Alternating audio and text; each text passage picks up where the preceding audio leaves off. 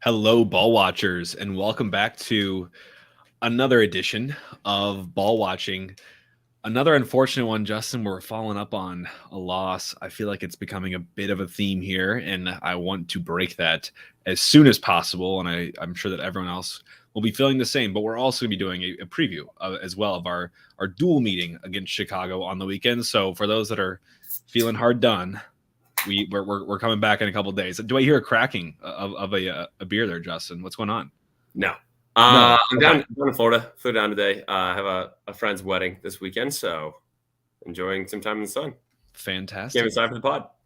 Fantastic. Well, Justin, I know we usually do a five-a-side going into these episodes for previews. I know we're doing a recap on this one too, but I don't have that much of a five-a-side today as I just want to talk about something that I saw in the news and maybe you've seen as well. But today, the U.S. men's national team for the U20 level announced the roster that it will be going to the World Cup this summer, which super cool opportunity for everyone involved there. It's honestly an awesome tournament, and I've watched it before. The quality is always there. These are some of the next big names you're going to see over the coming years. But I wanted to ask you, Justin, with that said, before we get into everything with you last night, what do you feel about teams that are refusing to release players? And so let me start it off with a little bit of context. The reason why I bring this up is Chicago is one of those teams. So Chicago has Chris Brady, who is their starting goalkeeper. He's, I think, 19. And then they have Brian Gutierrez, who's 19. We saw him last night, and he played really well against us, and he'd probably be a starter. So would Chris Brady. And they came out and basically said that we have too much ambition right now, and we have too much reliance on them to be able to let them go join their peers and go to this tournament. Obviously, very unfortunate. Like, they come out and say all the stuff you have to say. You know, it sucks. It's a tough situation, but like, this is our team, and they're important to us, and we need to keep them here. And I want to kick it to you to start here. I am very, very against that way of thinking, but I want to hear from you first. Originally, I was kind of for it when he first brought this up, and I was like, it's the U20 World Cup, so not the big one, obviously, with the men's national team. But I would say, I mean, it's kind of, you start with that. So I feel like if you're starting to cut that off now, where do you end it kind of thing? And the MLS means nothing compared to what a World Cup does, in my opinion. So I think I'm with you on that one. Yeah, I mean, short and sweet. My reasons that I would go into here is that if I'm a player and my club is refusing, by the way, Chicago Fire, like we said, they beat us last night. Unfortunate. They're languishing where they are right now. But here's the beauty of it. They're not going to get relegated. They could lose every single game the rest of the season, and there is nothing to pay for on their end. So for the fact that they're, I mean, not these players' dreams are to go to the U20 World Cup, but their dream is probably to go represent their country at the highest level they possibly can.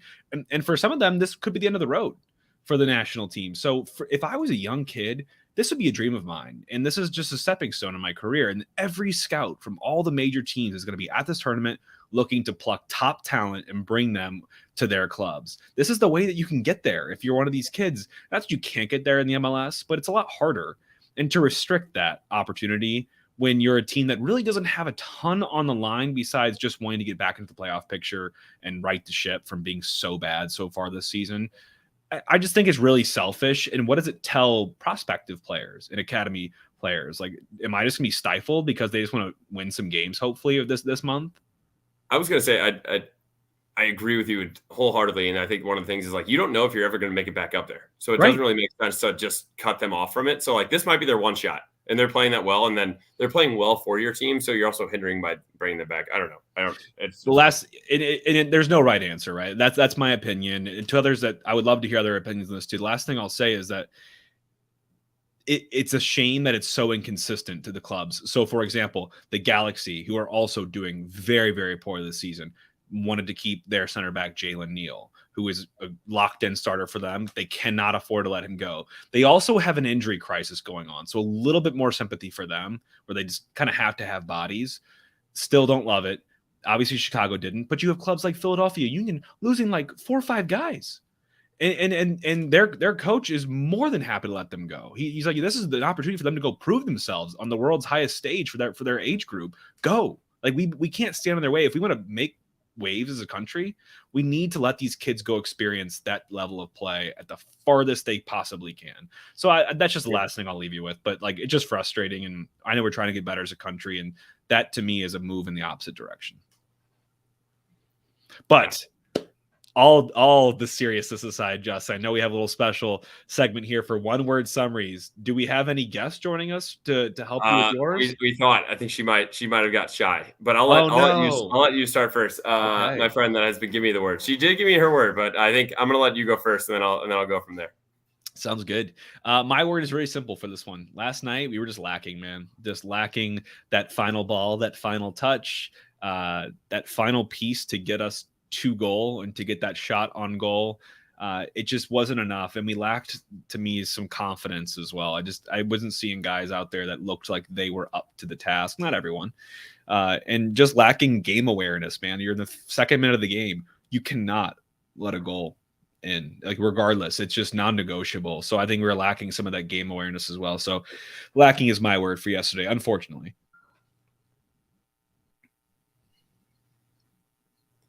So I think that's a good word.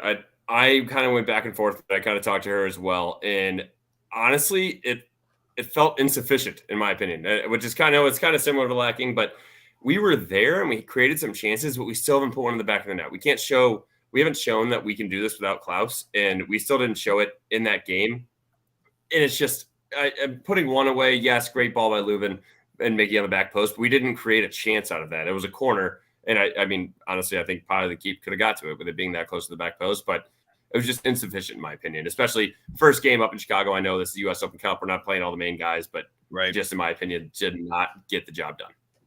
No, I agree. I mean, we were there, we were present, and then we were better than we were against, I guess our last full game was Portland now.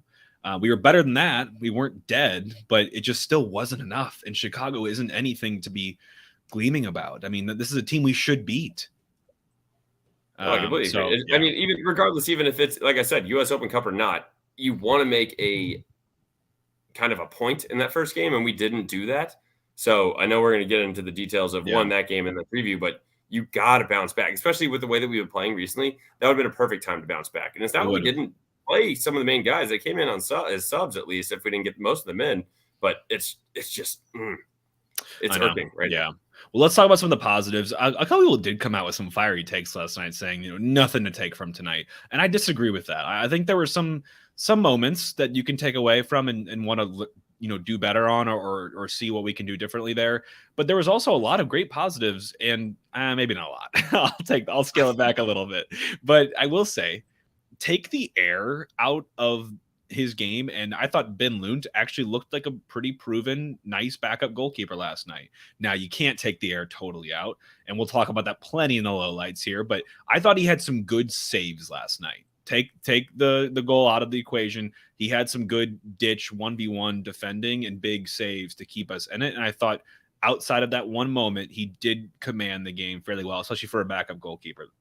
I agree. And I think with his size, he showed that. And a lot of his saves were kick saves. And I know I told you I was I was at a charity event yesterday, so I missed the first half, but did come for the second half. And the amount of kick saves, I mean, that man just makes himself big and he's already massive. So I think he looked good in that sense as a shot stopper.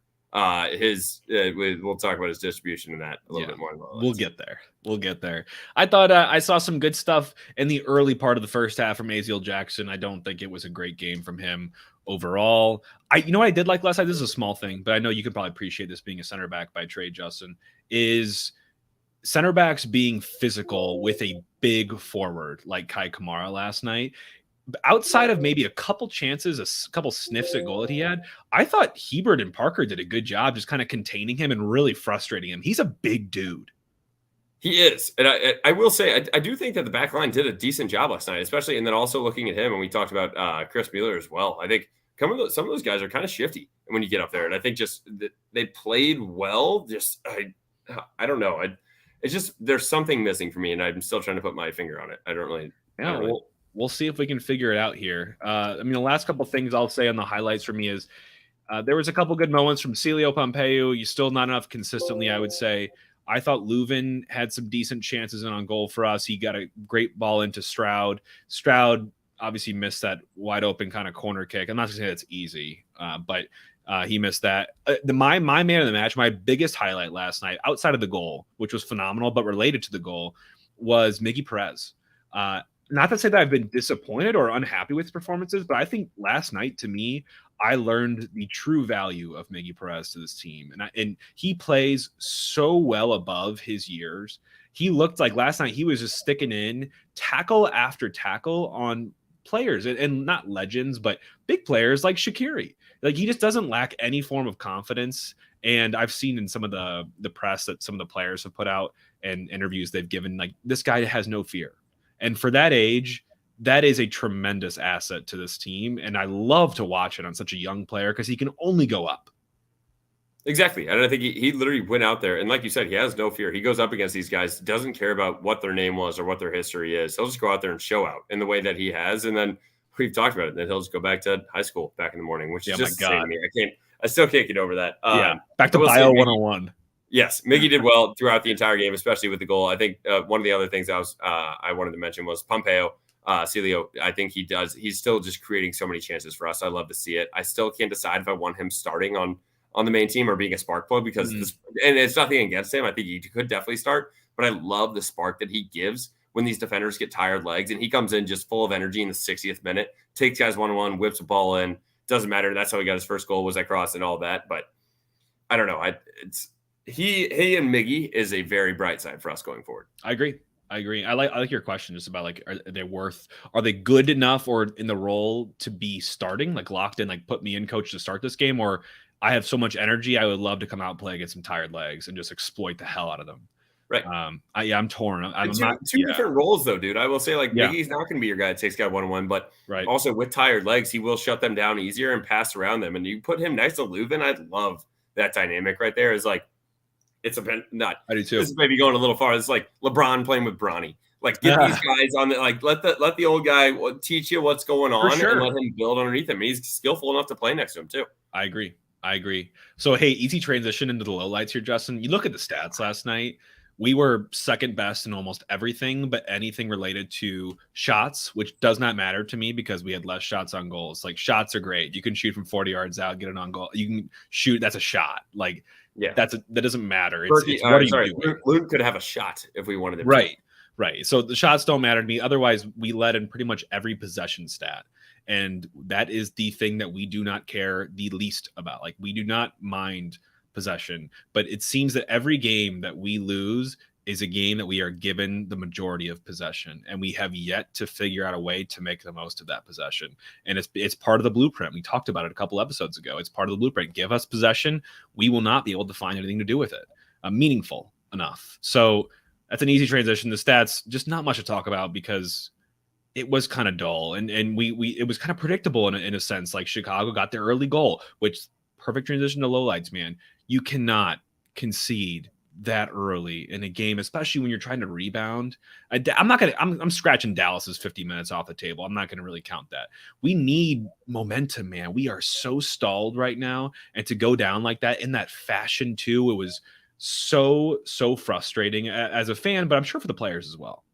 Oh, I'm sure. And that I would say not only that, one, you can't go down that early, but especially on the road is one thing I'll say. And then also with a game where we don't have a lot of the guys. I mean, I know we had Luba playing, but like a lot of the guys that can kind of get you back underneath control, like Tim Parker's out there, yes, but the majority of these guys kind of fresh, like coming up, like I got to show something, and you just get punched in the face in the first. What minute was it? Like the third, second.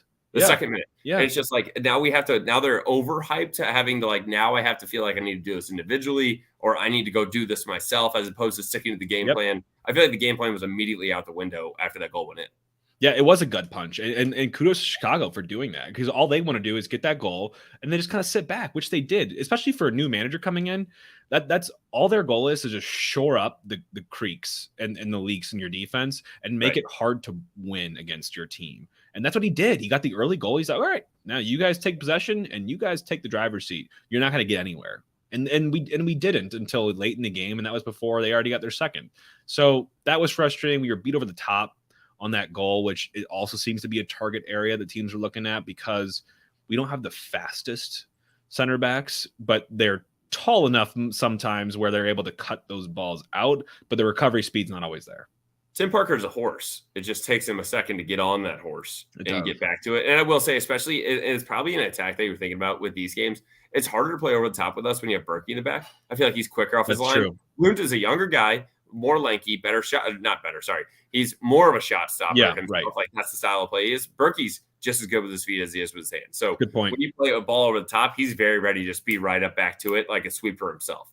So I would say with Lunt there, it's probably just a good tactic by Chicago in this first game. We'll talk about Saturday will be different. I would agree with that. And I think the press was there last night. And I think some of that long ball was because the press was working. You got to just go long and flick it on. They also have a behemoth of a forward in Kai Kamara that can hold the ball up sometimes. And so I get why they were trying to do that. One thing I'm seeing too, Justin, that's kind of frustrating me is, do you ever notice that when a lot of the balls come into receiving midfielders or forwards for us or wingers, that they're kind of holding the ball up, their position, they're going to hold the ball up, but they flick it to someone else, like on a one-time touch. And like, hey, if that's on sometimes, that's great. That's on. And it takes a bit of skill to do that. And we do that sometimes and it connects. But last night I saw a lot of that where it's like flicking to no one, like either into space where no one was or to the opposition. And to me, like, I'd rather just hold the ball up sometimes. See, I agree with that, but I think you got to take it with a grain of salt. Like I said, it's a completely different team. I think these guys that are thrown out there, not thrown out there, the team that we put out there for the U.S. Cup, not a whole lot of chemistry. A lot of guys that are trying to prove themselves, show that they can still play that way. And we're probably training that or we're doing that in training, but you have to have that chemistry with the guy to know where he's going to be. Like we talked about, like 4 or 5 episodes ago, that Klaus and Nico Gioacchini have that chemistry. Like they went together 3rd grade together in 1846. Those guys, you can do those flicks when you know where the guy's going to be, but these other guys, it takes a second. And I think it's hard to try to do that in the game. So I agree. I think it was a little bit too much of that last night. Too much of that. Another thing I want to see more of too is I feel like we always try to pass out of pressure. And I think we have some decent dribblers in the team. I would like to see some more put your head down and dribble through some guys because we don't have the pass always. It's not always on them. I think we force it. We go like the little chip ball up in the air to the next line. And I would rather see some guys just kind of, especially like a guy like Leuven, especially him. You see like guys like Vasilev do it sometimes, and Stroud does it as well. Carry the ball. Like, just give it a shot. Do it. Make a dribble 20 yards, and let's connect that way versus always forcing a pass.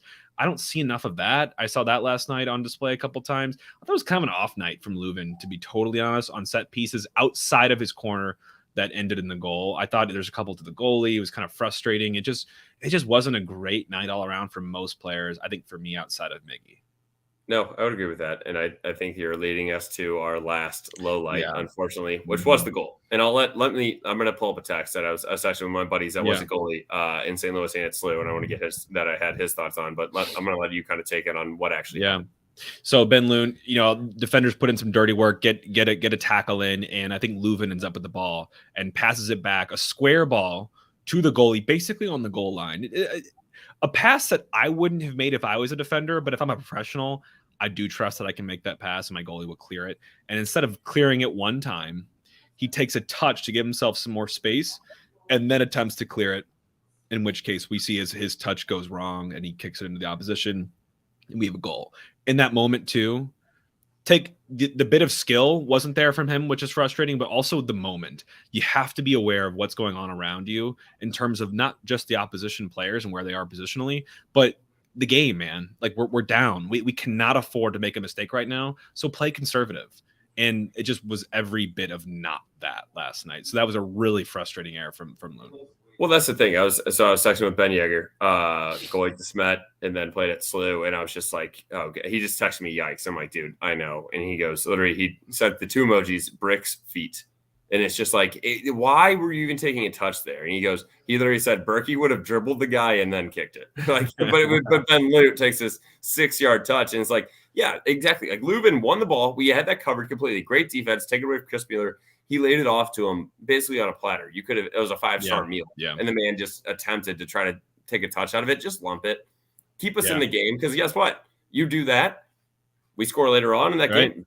Tie game. We go to extras. We see what happens. But it was frustrating. And it's a learning point, dude. Young guy. Yes, it sucks that ends our U.S. Open Cup run this early on for a team like us. But also, hey, we talked about it. We care more about the regular season. Knock out these additional games. I know we still have the Leagues Cup coming up and all that, but now we can focus back on the games we need to. We do. And before we get into that game, Justin, I think we're kind of at the half point here. The key themes that I'm kind of picking up, not just from last night, but just throughout, especially the most recent part of the season so far for me, is that we do not have hold-up play without Klaus. It does not exist, and our system, to me, requires it. That's a hole. Players, I think, need to carry the ball way more from pressure instead of always passing. You just talked about that, especially when you don't have much height up top. Back line seems to be a little exposed in the long balls. We talked about recovery pace and that being an area of target for opposition teams. I think we need more creators, guys that aren't afraid to take initiative and play an incisive pass and have good vision, like a Leuven type. I feel like he can see the field at all times, and we don't have enough of that. I think we have some elements of that with like an Aziel Jackson, maybe Stroud a little bit, maybe Tomas Ostrak. We want to see more of him, but I think we need more of that. I think we need to limit our own mistakes. We're starting to make more mistakes, like you see last night, that teams are, they're limiting their own mistakes now because they saw what we were able to do earlier in the season. We need more intensity as a team to play a full 90, like all together, like just go balls to the wall and drive for a result. And finally, I don't think this resolves our situation, but I think it will go a long way towards helping. And that is that we are missing 3 key spine players. And those are Nilsson, who I think walks into our starting back line, and how those changes are, we'll get to, I'm sure, at some point. But Blum, who we saw make a cameo last night, looked good. I want to see more of him. And then Klaus, obviously. And those are 3 key players that you put them on the field, we stand a better chance, but I do not think that our game just all of a sudden turns around and we start clicking because those guys are back in the field. So there's still more adjustments to be made. There's plenty of adjustments to be made. I think I will say I did think that Blum looked great last night. I think it was good to see him, get minutes. He looks completely healthy, as he said he wasn't when he made his post, but I'm excited to have him back. I think that could be not the spark plug that we need, but one of those guys, one of those staples that we get back in there and let's own this again. Kind of the style of play that we had to start. We get him and Klaus, I'm assuming, on Saturday. Yep. I'm hoping. I want to be conservative, but I'm hoping. So let's talk about Chicago Fire from an MLS perspective now. We're going to take a little bit of an angle. So you've all seen a little bit of them, and they actually did end up starting a pretty strong lineup last night, which surprised me, but it shows you that they're, really struggling to get results, and they wanted to take last night to do just that. So the Chicago Fire are named after the great Chicago Fire. If any of my Chicago friends, residents, people that have been there, that this happened in 1871, burned the city down, and they named their team after it in 1998 as the first inaugural season for them. They were one of the first expansion teams, and they literally won the double. They won the US Open Cup and the league in their first season in 1998. They were kind of a powerhouse coming right off the bat as an expansion team. Expansions kind of changed a little bit since they came into the league, but that's kind of their origin story. They've got a couple more Open Cups. I think we said they have 4 total. They're tied for the most all time. But let's go recent for them because they've kind of been a little bit of a crapshoot. I was going to say, I feel like a lot of history there, but I mean, it's good. I'm glad that we are able to talk about it, especially the first time we're playing them. But like you said, it's now we get into it. It's 2022, finished 12th in the Eastern Conference, 9 points off playoff spot with a 10-15 and 9 record of win-loss draw. And then they are about 500 at home with only 4 wins away. So, I mean, last season, extremely disappointing for them. And they needed the big bounce back season, but not too hot this year either, honestly. Like has not been that way. Ergo, they fired their head coach Ezra Hendrickson on Monday, and they're seeing their assistant coach get promoted to that role for the rest of the year. So they are only 2-3-5 win-loss draw this year. 13 goals for, 16 against, 14th in the Eastern Conference, and 3 points off playoff spot. Now, given they've been given some leeway with the expanded playoff format now. They have some key results that I wanted to make note of. Their 2 wins came against Minnesota United, which was extremely fortunate. I watched some of that game. And Inter Miami, which it took a 92nd minute winner to grab that game. They have a couple ugly losses. When I say ugly losses, they got like 2 forms here. They got blown out by Nashville. Not necessarily the scoreline. 3-0 isn't awful, but look at the stats and the underlying metrics. They were destroyed, and that was literally last weekend. And then they played Atlanta, and they almost got a result at Atlanta, and they let in a goal and a corner kick at the death. Same thing happened when they drew Red Bull New York at the death on a corner kick. And then Cincinnati, they blew their lead, and I think they were up 2-1 maybe, or 2-0, and they tied 3-3. So it's been a season of ups and downs for them. And I think they're looking to significantly rebound. Why they're playing their starters in this US Open Cup game is to get something going, because they need a reboot back to life because they've been pretty abysmal so far. And I mean, unfortunately they got it from us. Yeah, they did. I would say let's not. I mean, we're moving on. We're moving on from last night. We're talking about Saturday. Key players to watch. You saw a couple of them already. that we want to talk about. Brian Gutierrez, 19-year-old American, U.S. Men 20 national team midfielder. We already talked about that a little bit. He's played over 60 games for Chicago since 2021, despite his age. 4 assists, essentially kind of their main guy that they try to kind of work through and see to kind of dish balls off, not the main goal scorer. But you can kind of look at him as well with Shaqiri, who is a guy that we've known for a very long time, just following soccer. And with him, 31-year-old Swiss national, 2-time Champion League winner with Liverpool and Bayern, 3-time German champion, 1-time Premier League champion, 112 apps for Swiss men's national team, significant minutes in the World Cup. But he's kind of washed up. We talked about that. I knock on wood. I don't have anything around. Yeah, hopefully he just stays washed up long enough for us to play. He didn't look great last night. He didn't look like anything that you just mentioned. All those accolades he has didn't look like that last night. And I don't know if I see him starting against us. He's been, honestly, Gutierrez has kind of been taking his position recently. And this kid's a 19-year-old American. So that's got to be, for him, something pretty tough to swallow if I put myself in his shoes. But otherwise, Chris Mueller, like you said, we mentioned him before. He was a 2018 Super Draft pick. He's a good winger. Nothing crazy to write home about with him. 2 goals, 1 assist so far this season. And Kai Kamara, who we got to experience last night. This guy's an MLS journeyman. I feel like he's been in the league for so long. In fact, I did look. He's been there since 2006. He did some brief stints in the Premier League, though, and Finland in the 2012 and 13 season and the 2021 season, respectively. He's got 400 MLS games under his belt with 148 goals and 47 assists at the ripe age of 38 from Sierra Leone. Kai Kamara is their starting forward right now. What were you doing in 2006? Let me think. I was 12 and I was in 7th grade at that time. I was in science class. Yeah. Science class. Yeah. I was going to say, I feel like I was around getting close to this time of the year. I was riding my bike around the neighborhood, where are the rest of the kids' bikes? So I could just hop in someone else's house. Yeah. This guy's starting in the MLS. Stirring up trouble. Yeah. This guy's nothing to him. Great career, but kind of a lot of guys that are starting to get a little washed up. I mean, besides Chris Mueller, I love Chris Mueller, good guy to watch. And then obviously we already talked about Brian Gutierrez, but yeah, kind of a team of guys where it's almost they need that middle guy right now. They have a lot of fall offs and the guys that are upcoming. Yeah, which is interesting to me. They are getting some young talent into the team. They have a DP named Jairo Torres, who's been injured a lot of the season so far. He might feature maybe on the bench or something for them on our game. And Chris Brady, who I mentioned earlier in the show, who is their starting goalkeeper, who did not play last night. That was the one position where I was looking at the team and saying, okay, they definitely took the cup approach to this game with the goalkeeper position. So I bet Chris starts on Saturday, and he's a good goalkeeper. Yeah, absolutely. So let's get into the style, Justin. It obviously kind of changed a little bit because the coach just got up and switched literally a couple days ago for us, but they're now under the direction of head coach Frank Klopas, who is the remainder for the rest of the season, their coach. He was promoted from assistant coach internally. As a coach, he has a 52, 54, and 34 record. So he's lost a lot.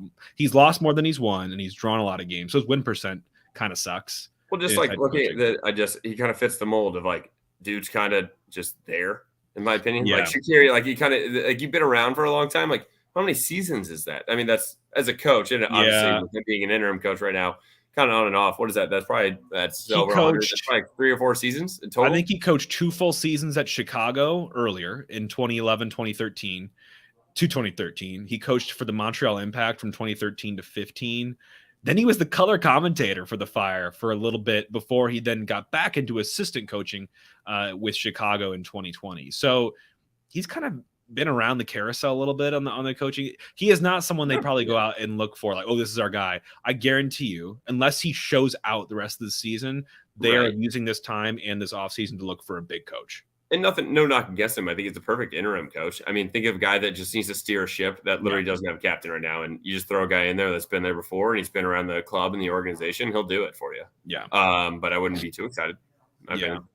You saw he kind of wound up doing an interesting formation last night. And I'll have to look at what exactly it looked like because I'm trying to remember because it to me was a combination of players that I don't think it's seen the field together. They usually wouldn't play Shaqiri and Gutierrez together last night, but we did obviously see them play together. And I think Klopas ended up going with kind of a 4-2-3-1. I looked at his past. Usually he likes to do a 4-3-3, And I think Chicago can do either 4-2-3-1 or 4-3-3, and that's what Hendrickson liked to use as a 4-2-3-1. Not much intricacy there. They're fine to possess, obviously not against us. They don't want to do that. They really end up kind of middle though of the pack in terms of possession, so they're not like a Barcelona possession type team. They really want to counter attack quickly and really kind of limit the amount of errors or defensive lapses they might have in a game and get the ball to the best guys. I mean, they have some good guys on the team. Shaqiri being one of them, Kai Kamara being a great hold up forward, great goal scorer, Chris Mueller being a dynamic winger, Shibilko, who we talked about, who got on as a sub last night, and obviously Gutierrez with the creator. So it's kind of just like, let's close up shop, make it really hard to score against us, and get it to talented players we have up top. And they're going to try to need to focus on that. I will say, as we get into trends and storylines, for Chicago specifically, they are trending downward with one. And talking about MLS specifically, obviously, they got a win against us. One win in their last 5. Got stomped by Nashville, which you already mentioned, with over 4 expected goals against and only a 0.39 goals for. They lost the last 2 games in very frustrating fashion in the way that they just kind of let go of those leads and kind of last minute wins there. They tried what looks like what you have in here, a 3-4-1-2. Yeah, that was against Nashville. Yeah. I mean, yeah. Well, obviously, and that, I mean, maybe that's the reason why coach got canned. But so we'll see what they come out with against us. But offensively, we've already talked about it. A lot of the guys, they're averaging just under a goal per 90 minutes per XG, which gets them third to last in the MLS. And they average 1.3 goals per game in the top half of the MLS. So just barely outperforming their XG. But, I mean, that's still weak, in my opinion. Yeah, it is weak. It is. They have the worst XG at home as well in the MLS at 0.93. So, by the way, home for them realistically actually is Soldier Field. It's not the stadium you saw last night. So the stadium last night, I think there was, I think I literally paused it and counted 17 kids, maybe like 5 adults and literally like 12 children. That was and like four of them being infants that don't even know what's going on the field. Yeah, that just didn't look like a fun atmosphere last night at all. But we have that going for us. Like, they're not great at home. In terms of stats, they are unbeaten so far this season, but they have a lot of draws at home. They usually have more possession at home, which we love. They average a goal for about every 60 minutes. 50% of those goals, listen to this, Justin, come from like the 31 to 50 minute mark. So like right around halftime is when they're most dangerous on either side. And then half of their goals for have come in the first half at home. This is when they're strongest. So for me, if I'm Carnell, let's get through the first half. Let's not concede an early goal. Let's play their own game against them on the first half and then just come out guns a-blazing in the second half, because that's when we can look to hurt them. I would agree with that. And then looking just specifically at their defense, their XGA is 1.53. They average about a 1.6 goals against per game anyway. So about the same, but it's also very bottom in the MLS. I would say in the bottom, 25% there? Yep.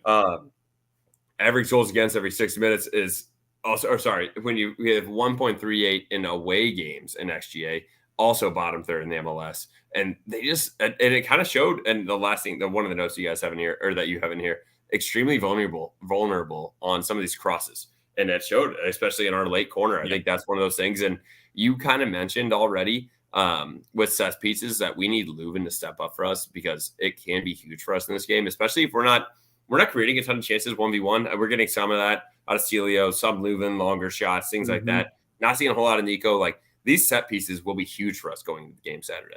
They are. And look at my last point for them before we move into us is they're not good at closing out games. Last night, they gave up that goal. When did we score, Justin? We scored in the 92nd minute last night. So these guys struggle to just put you to the sword and finish you off. So we need to make do on that, and we need to be able to make them pay, because it's not like I'm just saying that. They've actually lost or tied multiple games this year already because they failed to close those out. For us, I still think we have a pretty open squad. Obviously, yesterday was a little bit of a cluster. We played some starters, some not starters, some rotator squad. And I think we have a little bit of a luxury of going to this game with some players that got more rest last night than some of the Chicago starting 11. So I think Carnell has a big starting 11 to name in terms of who he wants to go play. Blum's return to fitness. Klaus, we know, is right behind him, could be eligible on the weekend. I would still urge very cautious with him. We're also probably still missing Alm, if I had to bet, which, dude, it's becoming a theme to me as well. He can't stay healthy, and he's been so helpful when he's there for us. We play so much better. We get statistically, he's one of the highest points per game guys that we have. We just tend to win when he's playing. Dude, Jake, I think you might have jinxed it ever since we did the 5-a-side on like terms. Whenever you said the word knock, I think you literally said like, "Oh yeah," and Alm took a knock to his knee. Ever since then, dude, that man he can't walk without getting like some kind of a stiff breeze giving him some kind of injury. It's been frustrating. I agree. For us, the stats are basically the same as last week because we only played 50 minutes of a full MLS game. The things I just want to call out for us are that we're about 7th in the MLS in terms of XG, so still doing well. We're outperforming exponentially because of all the goals we scored in the earlier part of the season, slowly catching up to us. We had the 6th highest XG per 90 away at 1.45. So we played pretty decent away. But we do only have 2 goals for away in the first half, and we tend to explode out in the second half with 8 goals for. Like I said, first half just got to keep the ball rolling. Do not concede in the first half.